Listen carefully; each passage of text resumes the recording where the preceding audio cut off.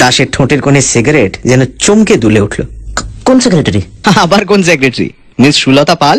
ও, ছাই জমে ওঠার আগেই অ্যাশট্রেতে সিগারেটটা ঝাড়ল দাস। কয়েকটা নরম ফুলকি উড়ে গেল পাখার হাওয়ায়। No trace. কোনো পাত্তা নেই? না। আশ্চর্য, এমন করে কোথায় গেল মেয়েটা? অবজ্ঞা ভরা মুখে আবার গোটা কয়েক ফুলকি ঝাড়ল দাস। ও সব মেয়ের কথা ছেড়ে দাও, চেহারাটা ভালোই ছিল, দেখেছিলে তো?